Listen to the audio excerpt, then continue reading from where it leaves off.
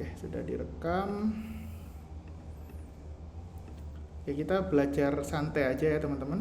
Kita diskusi. Poin utamanya adalah teman-teman bisa paham materi, ya. Bisa paham materi.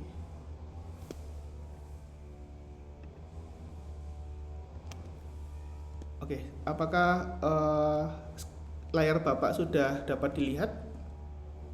Sudah. Oke, sudah ya. Nah, minggu ini kita akan membahas tentang perencanaan organisasi dan penentuan tujuan. Suatu organisasi ya. Organisasi adalah sekelompok orang yang memiliki tujuan yang sama. Ya, sekelompok orang yang memiliki tujuan yang sama. Nah, karena tujuannya sama, jadi sekelompok orang tersebut harus didefinisikan. Jadi harus dijelaskan tujuan organisasinya apa gitu. Contoh UNESA ya, UNESA tujuan organisasinya jelas untuk menciptakan generasi muda yang berintelektual. Simpelnya seperti itu. Nah, sekarang kita sebagai manajer ya, kita perlu merencanakan organisasi dan penentuan tujuan. Tujuan adalah keadaan yang diharapkan di masa yang akan datang. Jadi, misal UNESA gitu ya, ingin menjadi world class university. Nah, ingin menjadi world class university itu bisa dijadikan tujuan karena seperti yang teman-teman ketahui, UNESA belum atau akan menjadi world class university. Nah, tujuan ini perlu direncanakan. Nah, bagaimana UNESA dapat menjadi world class university? Rencana adalah sebuah blueprint yang merinci pengelolaan sumber daya, jadwal, tindakan lain yang dibutuhkan untuk mencapai tujuan. Jadi, contoh di perencanaan meningkatkan jumlah dosen ya contoh, kemudian meningkatkan jumlah mahasiswa itu contoh, itu termasuk rencana. Jadwal tahun 2025 ada 10.000 mahasiswa contoh, kemudian 2026 ada 10.200 mahasiswa, itu jadwal. Dan tindakan ya seperti contohnya adalah pembukaan prodi baru, itu termasuk tindakan. Jadi entah sumber daya, entah jadwal, entah tindakan lain, itu termasuk rencana untuk mencapai tujuan. Yang ketiga, perencanaan adalah tindakan untuk menentukan tujuan organisasi dan apa yang dibutuhkan untuk mencapainya. Jadi masih sama dengan rencana, perencanaan itu tindakannya untuk mencapai tujuan. Oke, sebentar saya tutup pintu dulu.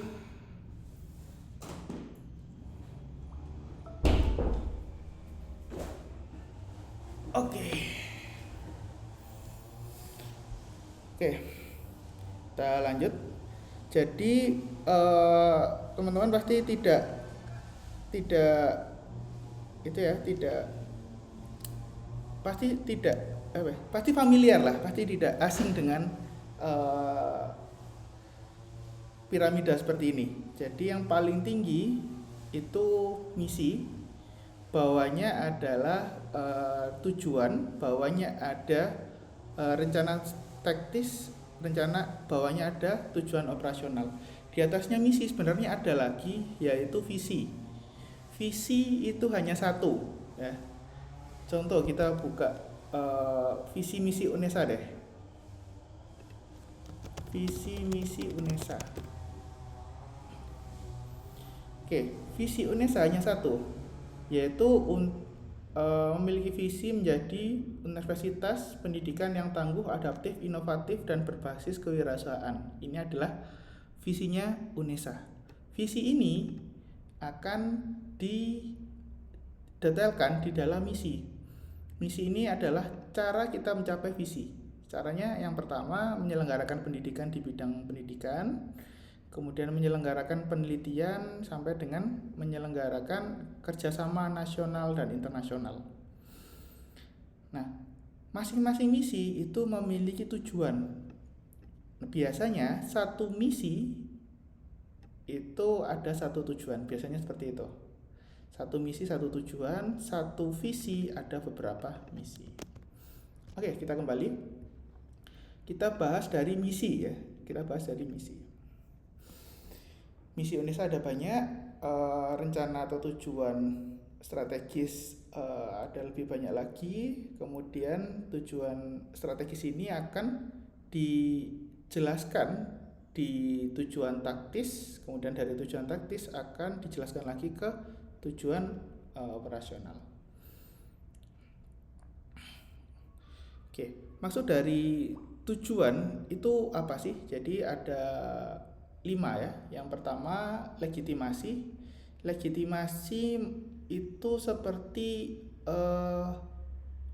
apa itu? Seperti promosi. Jadi tujuan dari tujuan dan rencana adalah untuk mempromosikan diri. Unesa itu seperti apa sih? Ya, keunggulannya di mana sih? Mau jadi seperti apa sih? Gitu. Itu tujuan dari tujuan untuk poin legitimasi. Yang kedua adalah sumber motivasi dan komitmen. Suatu organisasi perlu memiliki motivasi dan komitmen untuk mencapai tujuan. Nah, jadi agar tetap termotivasi dan selalu ingat tujuan awal organisasi, maka diperlukan adanya tujuan dan rencana. Yang ketiga adalah panduan untuk tindakan. Jadi biasanya ada beberapa insiden, contoh di rumah sakit ya, di rumah sakit ada insiden pasien yang tidak membayar biaya dokter contohnya. Nah, para manajer itu perlu berdiskusi dan perlu melihat tujuan organisasi dulu. Tujuan organisasi rumah sakit ini apa sih? Menjadi rumah sakit internasional atau rumah sakit yang pasien oriented. Contoh, jika suatu rumah sakit ingin pasien oriented, berarti permasalahan seperti pasien yang tidak mau membayar itu harus apa ya istilahnya ya, harus dimaklumi karena sesuai tujuan rumah sakit, yaitu untuk membuat rumah sakit tersebut pasien oriented. Jadi fokus ke kepuasan pasien. Contoh yang lain, contoh suatu rumah sakit memiliki tujuan ingin menjadi rumah sakit multinasional yang berbasis bisnis gitu ya. Sehingga isu seperti pasien yang tidak membayar biaya operasional itu menjadi isu yang penting karena isu ini bertentangan dengan tujuan organisasi gitu. Itu salah satu contoh. Contoh yang kedua, saat organisasi ingin membuat kerjasama gitu ya, kita misal organisasi mahasiswa, kita memiliki tujuan apa ya? Ada yang tahu tujuan himpunan sistem informasi apa? Kira-kira satu saja. Oke, di ADART itu ada seharusnya di anggaran dasar rumah tangga kalau tidak salah, ART itu. Di situ tertulis misi, misi dan tujuan. Oke, kita kembali. Jika ada tujuan organisasi yang tertulis ingin membuat himpunan yang memakmurkan anggota, kemudian ada anggota yang tidak makmur gitu ya, misal ya ada apa ya, memiliki keterbatasan lah. Nah, isu anggota yang tidak sesuai dengan tujuan tadi itu menjadi permasalahan karena tidak sesuai dengan tujuan himpunan. Beda halnya jika suatu himpunan tidak menuliskan bertujuan untuk memakmurkan anggota, berarti isu yang tentang kemakmuran tadi itu tidak seberapa penting, tanda kutip ya. Kemudian yang ketiga, dasar pengambilan keputusan yang rasional ya, hampir sama dengan panduan untuk tindakan. Kemudian terakhir, standar kinerja. Jadi untuk membuat standar kinerja itu apa sih? Standar kinerja itu pekerjaan yang harus selesai. Contoh setiap pasien, rumah sakit lagi deh. Contoh setiap dokter harus tersenyum ya. Nah, berarti standar kinerjanya satu pasien satu senyuman gitu ya. Kalau ada dokter atau ada petugas kesehatan yang tidak senyum, berarti yang bersangkutan bekerja tidak sesuai dengan standar kinerja. Begitu. Itu adalah maksud dari tujuan dan rencana untuk legitimasi, promosi ya, sumber motivasi dan komitmen, kemudian panduan untuk melakukan tindakan, kemudian dasar pengambilan keputusan dan standar kinerja. Oke, kita bahas misi. Di atas misi ada visi ya, ada visi satu kalimat, kemudian ada beberapa misi. Misi itu adalah alasan keberadaan organisasi. Teman-teman mau ngapain sih di dalam organisasi tersebut? Organisasi itu mau ngapain sih? Gitu ya. Kalau organisasi tanpa misi, ya itu bukan bukan organisasi yang solid, saya rasa. Ya, bukan organisasi yang solid. Karena elemen paling penting untuk organisasi adalah tujuan. Jika suatu organisasi tidak memiliki tujuan, maka suatu organisasi tersebut tidak bisa dikatakan organisasi. Nah, jika suatu organisasi tidak memiliki misi, berarti organisasi tersebut adalah organisasi yang tidak ada dan tidaknya tidak berpengaruh ke anggota, gitu. Pernyataan misi adalah penjelasan yang diberikan secara luas tentang skala usaha umum organisasi dan kegiatan operasional yang yang berbeda dengan organisasi lain.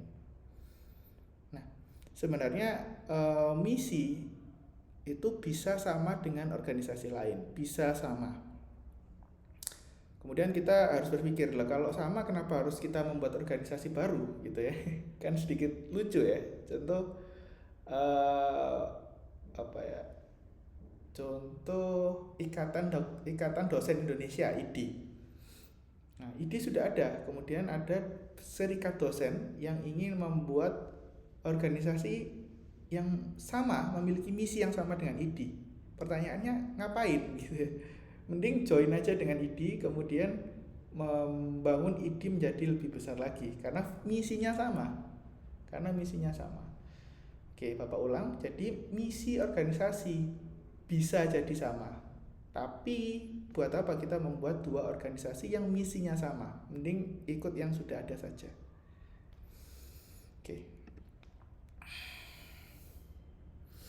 Oke, ini ada satu contoh misi ya, perusahaan mailboxes. Jadi salah satu misinya adalah mempermudah usaha di seluruh dunia melalui layanan jaringan distribusi dan mengantarkan solusi usaha khusus dan sesuai dengan Anda. Jadi personalized dengan layanan kelas dunia. Ini salah satu misi mailboxes. Dari misi tersebut kita sebenarnya bisa cari nilai utama. Ya, kita bisa cari nilai utama. Contoh, perhatian, karena personalized tadi ya, yang sesuai dengan Anda. Yang kedua, kejujuran, ya. Kemudian keadilan, integritas, kepercayaan, rasa hormat, komitmen, dan tanggung jawab. Oke, setelah kita memiliki beberapa misi yang jelas, kita diminta untuk membuat tujuan dan rencana strategis. Tujuan strategis adalah pernyataan yang luas tentang ke arah mana organisasi ingin melangkah di masa depan, mengarah ke organisasi yang menyeluruh dan bukan merujuk pada divisi atau departemen tertentu. Contoh, kita bicara IDI lagi deh, Ikatan Dosen Indonesia.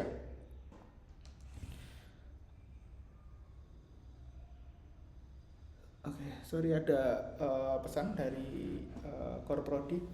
Oke, kita lanjutkan. Tujuan strategis. Sampai mana tadi kita? Oh ya, Ikatan Dosen Indonesia contohnya. Ikatan Dosen Indonesia salah satu misinya contoh ya. Contoh ingin membuat dosen yang multitalenta sehingga dapat mencerdaskan kehidupan bangsa. Contohnya, dari misi tersebut kita perlu buat satu tujuan strategis. Contohnya, kita akan membuat minimal 10 world class university yang ada di Indonesia gitu. Tujuannya harus seperti itu. Selama berapa tahun sih, misal 10 tahun ke depan atau 20 tahun ke depan, ada berapa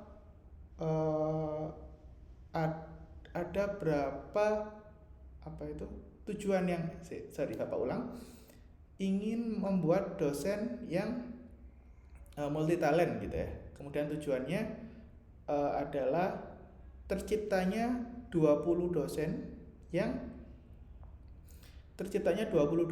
yang memiliki standar internasional pada tahun 2035. Nah, ini kan objektif ya. Ada berapa dosen dan pada tahun berapa, itu adalah tujuan strategis. Kemudian ada rencana strategis, langkah nyata yang diambil untuk mencapai tujuan. Biasanya rencana strategis ini tidak tertulis, kebanyakan tidak tertulis, tapi biasanya ada. Contohnya pada tahun 2027 ingin mengadakan konferensi tingkat internasional. 2028 mengundang top 1 saintis dunia. Itu termasuk rencana strategis untuk mencapai tujuan strategis.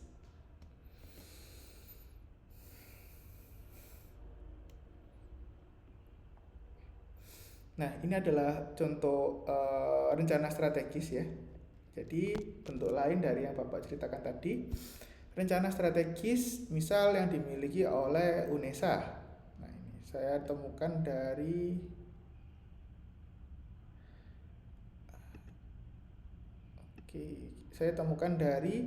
Peraturan Rektor nomor 3 tahun 2022 tentang perubahan ke-1 atas perubahan Rektor 10 tahun 2020 tentang rencana strategi bisnis. Ini ada dokumennya. Kemudian setelah dibaca, ternyata rencana strategisnya seperti ini. Visinya apa, misinya apa, tujuannya apa, ini opsional ya. Sasaran programnya seperti apa, indikatornya apa, kemudian target tiap tahun seperti apa. Ya, kita bisa lihat persentase lulusan S1 yang berhasil mendapatkan pekerjaan tahun 2020 ada 80, berarti ini dokumen lama harusnya. Oh iya, ini tahun 2020 sampai 2024, dimulai tahun 2020. Kemudian 2021 tahun depannya ya, pada saat dokumen ini dibuat ada 80. Kemudian 2023 turun ya jadi 60. Mungkin turun ini karena berhubungan dengan rencana strategis lainnya. Contoh, mereka ingin membuat prodi baru di tahun 2022 sehingga harus menurunkan target kinerja tahun 2022 begitu. Kemudian jika tidak ada perubahan rencana lain yang mempengaruhi rencana ini, maka target kinerja harus tetap naik atau minimal sama lah, 60 kemudian 65. Pertanyaannya, siapa sih yang merencanakan rencana strategis ini? Yang merencanakan adalah top manajerial. Biasanya top manajerial rektor, kemudian majelis wali amanat, kemudian Kemendikbud, kemudian beberapa pejabat struktural lainnya. Seperti itu. Jika di himpunan bisa diaplikasikan seperti ini. Jadi ada rencana strategis, berarti kalau di himpunan karena top manajernya short term ya, jadi cuma 1 tahun, jadi mau nggak mau harus diadakan musyawarah mufakat. Jadi misal kita buat tahun 2025 ya, berarti kita harus rapat secara demokratis tahun 2026 targetnya seperti apa, 27 targetnya seperti apa, 8, 9, dan 10. Oke, itu rencana strategis. Kemudian rencana strategis ini memiliki satu keunikan teman-teman. Biasanya rentangan rencana strategis itu berkisar 5 tahunan, biasanya seperti itu, 5 tahunan. Bisa dilihat dari contoh yang dibuat oleh UNESA. UNESA membuat rencana strategis tahun 2020, 1, 2, 3 sampai 2024. Setelah 2024, apakah kita masih berpedoman dengan rencana strategis ini? Tidak. Kita seharusnya tahun 2024 harus melakukan rapat lagi. Kita tentukan lagi rencana strategis yang akan kita ambil. Apakah misi kita diawali dengan apakah visi kita masih relevan? Kalau masih relevan, kita turun ke misi. Misi kita masih relevan nggak? Misi relevan itu seperti apa? Contoh UNESA ingin menjadi world class university. Kita kembali lagi ke UNESA. Kemudian tiba-tiba tahun 2025 UNESA menjadi world class university. Nah, berarti kan salah satu misi dan tujuan kan sudah tercapai, sehingga itu tidak relevan lagi, sehingga harus diganti. Misal misinya nggak world class university tapi top 200 dunia gitu, ditingkatkan lagi. Misinya seperti itu. Rencana strategisnya berarti harus diubah. Untuk menjadi top 200 dunia, apa yang harus dilakukan? Apakah harus mengundang top 1% saintis gitu ya, atau apa ya, tergantung hasil rapat top manajerial gitu. Oke, setelah kita memiliki tujuan strategis, kita turunkan menjadi tujuan taktis dan rencana taktis. Tujuan taktis adalah tujuan yang menggambarkan hasil dari apa yang harus diraih oleh setiap divisi atau departemen agar organisasi dapat mencapai tujuannya secara keseluruhan. Contoh kalau di kampus ya, berarti tujuan dan rencana operasional itu dibuat oleh prodi ya, oleh prodi.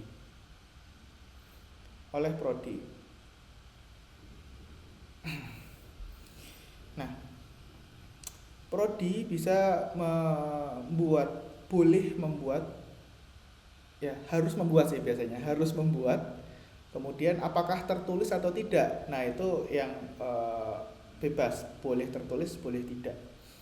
Kalau yang rencana taktis biasanya tertulis ya, tujuan taktis biasanya tertulis karena harus diturunkan ke tujuan dan rencana operasional yang skopnya lebih detail ya, Tujuan operasional adalah hasil yang spesifik yang terukur yang diharapkan dari departemen atau kelompok kerja dan individu dalam organisasi. Contoh lagi ya, menghasilkan lulusan yang cerdas, religius, berakhlak mulia, mandiri, profesional, dan memiliki keunggulan. Nah, ini tujuan strategis. Kemudian jika kita buat tujuan operasionalnya, berarti kita di sistem informasi ya khususnya menghasilkan lulusan sistem informasi yang cerdas, religius, berakhlak mulia, mandiri, profesional, dan memiliki keunggulan di bidang misal data mining, kemudian tata kelola sistem informasi, kemudian bidang keamanan, kemudian bidang programming dan lain sebagainya. Nah, sampai sini berarti kita bisa simpulkan bahwa tujuan operasional itu lebih detail daripada tujuan strategis. Tujuan strategis ini diciptakan memang sengaja tidak begitu detail karena agar tujuan strategis ini bisa diturunkan ke tujuan operasional. Berikutnya, tujuan operasional. Tujuan operasional adalah rencana yang dibuat oleh organisasi di tingkat bawah. Jadi dari tujuan operasional ya yang tadi, kemudian kita buat apa ya, misal tahun 2020 ada 20% ada 20 mahasiswa yang lulus sertifikasi keamanan. Kemudian 2021 ada 25 yang lulus sertifikasi keamanan, begitu. Itu adalah rencana operasional. Nah, menurut teori ada beberapa kriteria tujuan yang dinilai efektif. Yang pertama adalah spesifik dan terukur. Jadi seperti yang Bapak jelaskan tadi, tujuan itu harus jelas, harus bisa diukur, atau ya kita bisa sebut objektif lah biasanya. Contoh ya, tujuannya objektif adalah menghasilkan lulusan yang cerdas, religius, berakhlak, mulia, profesional, dan memiliki keunggulan. Lulusan yang cerdas, diukur dengan apa? Dengan IPK. Kemudian religius ya, diukur dengan apa? Kan ada alat ukurnya sendiri harusnya. UNESA harusnya sudah punya. Mandiri, profesional, ini harusnya ada alat ukurnya. Yang mungkin Bapak belum ketahui bagaimana UNESA dapat mengukur tujuan subjektif seperti ini. Harusnya ada. Kemudian yang kedua, menyentuh area penting. Area penting di sini adalah area penting organisasi. Contoh, menghasilkan lulusan ya, kembali lagi. Nah, ini termasuk area penting dari suatu universitas. Kalau tidak ada ini, agak lucu ya kalau universitas tidak memiliki tujuan menghasilkan lulusan yang cerdas. Terus buat apa ada kampus kalau tidak menghasilkan lulusan yang cerdas? Seperti itu ya. Jadi harus menyentuh area yang penting, area krusial. Yang ketiga, menantang namun realistis. Menantang di sini karena tujuan adalah mimpi dari suatu organisasi yang akan dicapai, tapi tetap realistis. Kita punya sumber daya apa sih sehingga mimpi itu bisa tercapai? Ya. Nah, poin yang ketiga ini banyak orang yang salah kaprah. Banyak yang hanya melihat suatu tujuan tuh harus menantang, tapi nggak realistis. Itu banyak sekali. Contoh, ya saya tidak bisa berikan contohnya di sini ya, karena contoh seperti itu contoh yang jelek ya. Jadi dan mungkin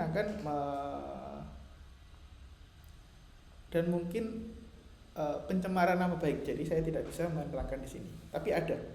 Teman-teman bisa kritisi sendiri beberapa contoh organisasi yang mungkin menantang tapi tidak realistis.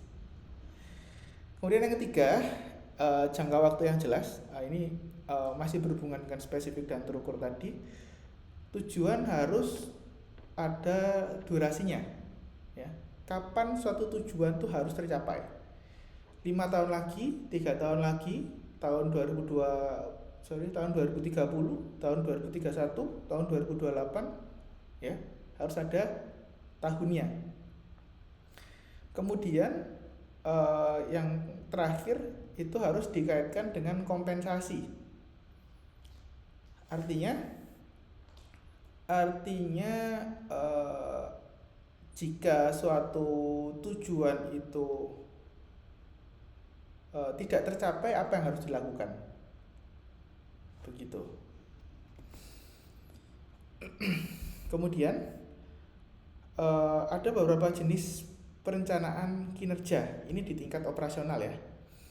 Ada objektif, ada yang sekali pakai, ada yang beragam kegunaan, dan ada berkesinambungan. Oke, stop sini dulu. Bapak ulang dari awal. Oke. Kita refresh memori aja. Ada visi misi, ada diturunkan menjadi misi, dari misi diturunkan menjadi tujuan yang jumlahnya sama ya. Misal ada 5 misi, berarti harus ada 5 tujuan dan 5 rencana. Nah, 5 rencana itu bisa diturunkan lagi menjadi beberapa rencana dan beberapa tujuan taktis. Kemudian bisa diturunkan lagi ke rencana dan tujuan operasional, ini yang paling bawah. Begitu. Biasanya saat kita ada di atau masuk dalam suatu organisasi, contoh UNESA, biasanya kita dihadapkan visi misi UNESA biasanya di depan halaman di lobi biasanya ya. Di lobi rumah sakit, di lobi sekolah, di lobi rumah sakit, sekolah, kemudian lobi kampus, biasanya hanya visi, misi, dan tujuan. Sementara yang bawah ini, tujuan rencana taktis dan operasional, biasanya masih menjadi rahasia internal. Oke, gitu ya tahapannya, visi, misi, tujuan.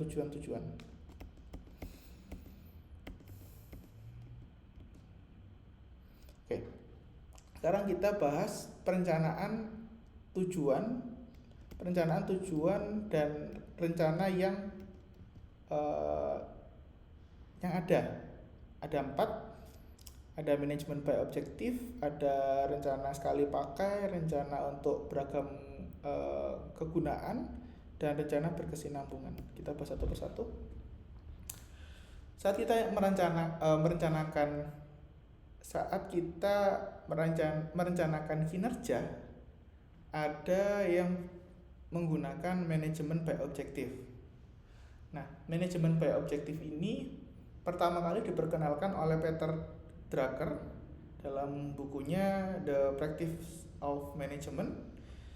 Jadi metode ini digunakan untuk manajer dan karyawan untuk menjelaskan penetapan tujuan dari setiap departemen, proyek, dan orang, kemudian dilanjutkan dengan serangkaian kegiatan sampai peninjauan kembali pelaksanaan kegiatan, serta akan digunakan untuk mengawasi kinerja berkelanjutan. 4 tahapan utama MBO atau Management by Objective. Yang pertama, menetapkan tujuan strategis, tujuan departemen, ya, ini tujuan taktis ya, kemudian tujuan individu yaitu tujuan operasional. Setelah kita memiliki tujuan, kita mengembangkan rencana pelaksanaan. Setelah rencana pelaksanaan didapat, kita langsung eksekusi. Saat proses eksekusi, kita meninjau kemajuan secara berkala. Terakhir, kita melakukan penghargaan atas kinerja keseluruhan. Jadi kalau digambarkan seperti ini. Pertama, ya pojok kiri atas ya, kita menetapkan tujuan dulu. Tujuan selama 5 tahun ini mau ngapain sih? Mau apa sih kira-kira organisasi ini? Kemudian kita merencanakan pelaksanaan. Kira-kira tahun 2026 ngapain nih gitu. Kita mau buat agenda apa nih? Kita melakukan apa nih? Setelah kita tahu akan melakukan apa, kemudian kita lakukan, kemudian secara periodik kita tinjau, kita evaluasi.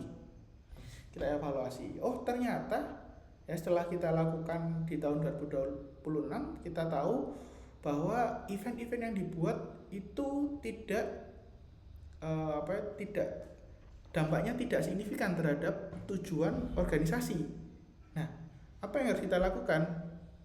Nah, kemudian ada tahapan mengambil langkah perbaikan. Kita evaluasi, kita ubah.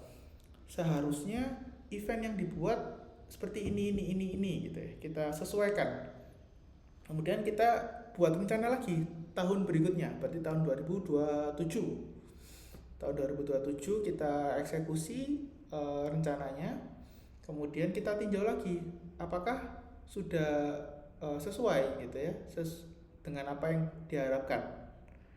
Kalau sudah sesuai, kemudian mengambil langkah lagi, kira-kira gimana agar event ini bisa lebih efisien ya.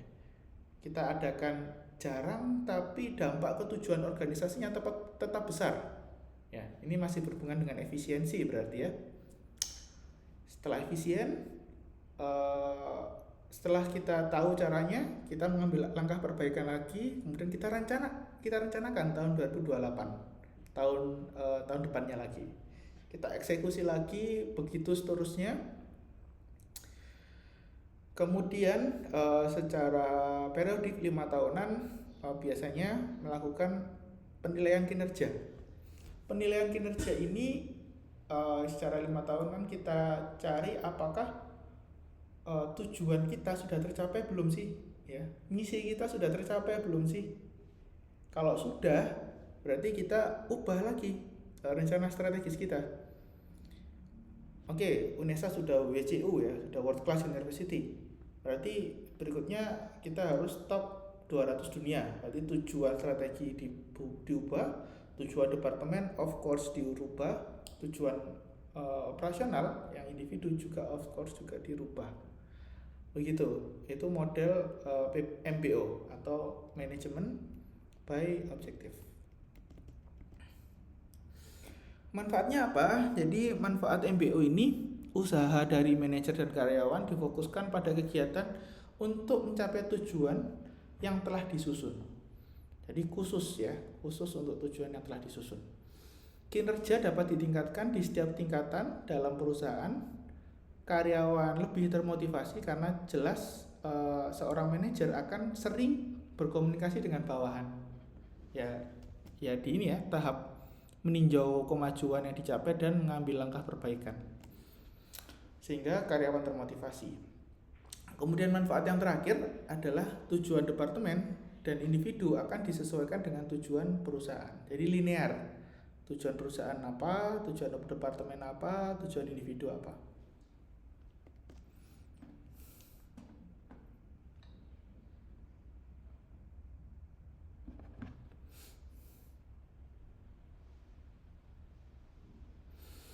Oke. Permasalahan yang terjadi adalah perusahaan terus-menerus membuat MBO sulit dijadikan pegangan. Nah, permasalahan ini sering terjadi ya, karena saat kebijakan berubah, saat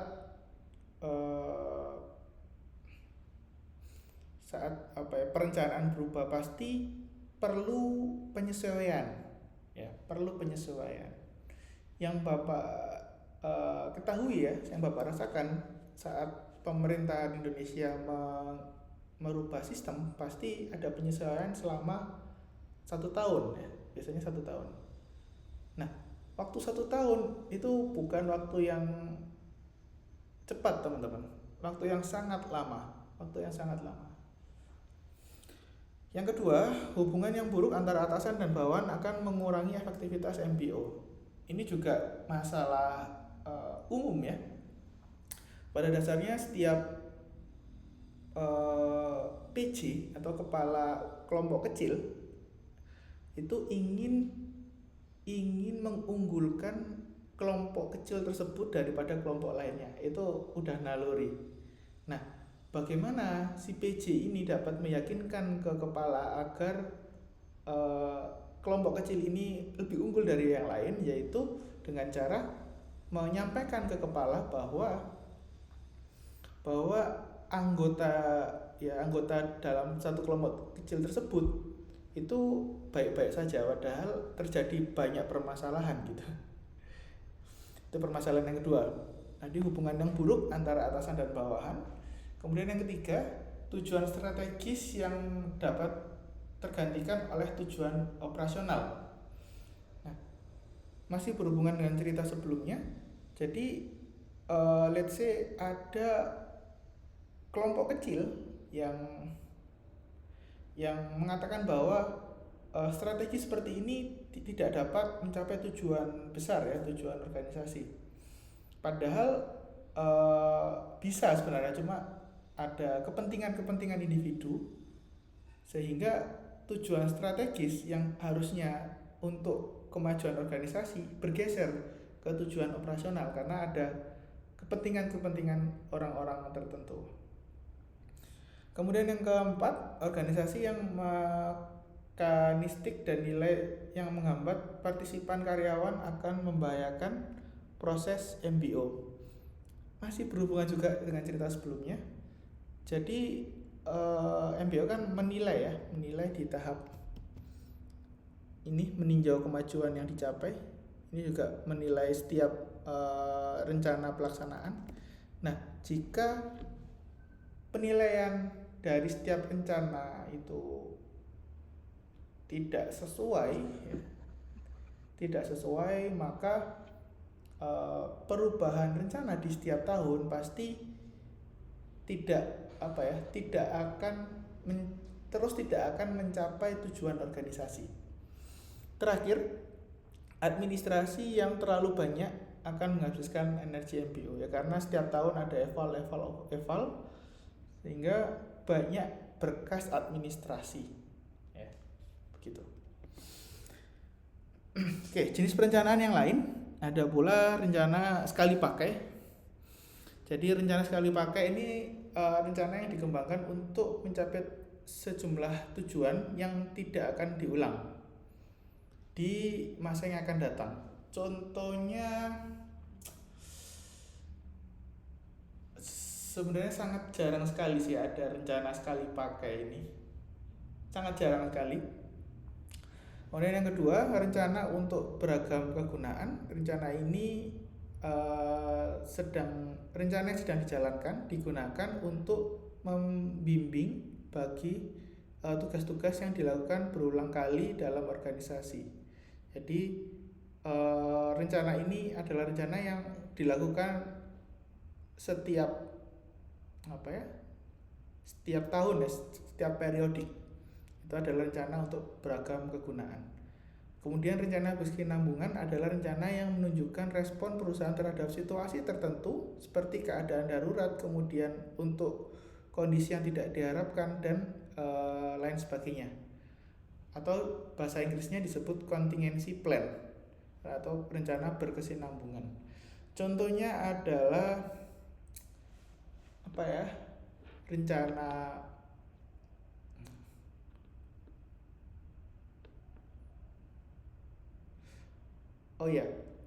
saya teringat presiden ketiga kalau salah, B.J. Habibie, ya. Pada saat itu terjadi krisis moneter yang dimana 1 rupiah itu 16.000 pada saat itu, ya, pada saat itu. Kemudian ada banyak kekacauan karena daya beli Indonesia menurun karena mata uang yang melemah. Saya ingat pada saat itu Habibie langsung membuat rencana berkesinambungan. Jadi bagaimana mengembalikan kekuatan mata uang Indonesia sehingga kembali ke nilai di bawah 10.000, dan ya tercapai, ya, tahun 2000-an bisa kembali ke nilai 8.000 rupiah per $1. Itu termasuk rencana berkesinambungan. Rencananya dibuat karena karena darurat, ya, karena darurat. Oke, ini adalah rencana sekali pakai. Ada program, ada proyek. Ini rencana beragam kegunaan. Ini adalah rencana yang dilakukan terus-menerus. Contoh kebijakan, peraturan, prosedur. Kemudian ada perencanaan manajemen krisis. Ini adalah yang paling bawah.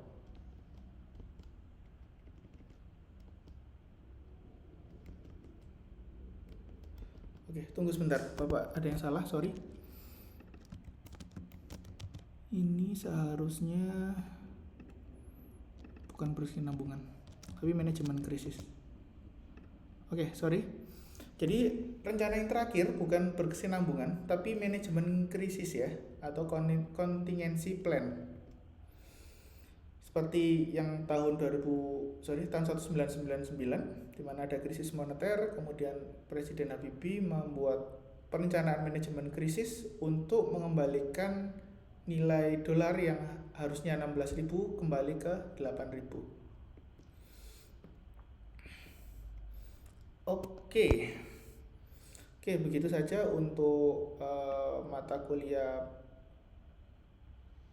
kepemimpinan dan manajemen organisasi. Mungkin kita bisa open discussion. Silahkan, ada yang mau bertanya?